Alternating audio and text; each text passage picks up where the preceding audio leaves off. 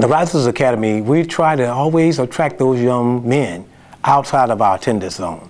And because we try to do that, it's almost very, very crucial that we have the accurate data that we need. And because we have that data has to be accurate, because that's one of the precursors of being selected for the program.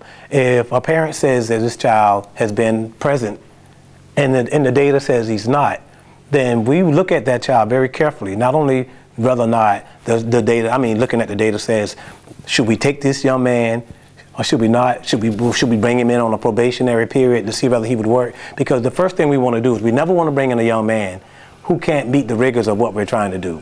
And if you're not coming to school, you can't meet the rigor because you really would fall behind. Well, when I think about LDS, I look at the entire body, because sometimes it's about the student, sometimes it's about myself, because I'm being held accountable for test scores. I'm being held accountable for attendance. So when I want to find out whether my students are actually growing in my class from year to year, I can actually go into LDS and check and see how well I'm doing as well as how well my students are doing. So no, I like the whole system, because it gives me a clear indication of not only just how well students perform, but how well I perform as well.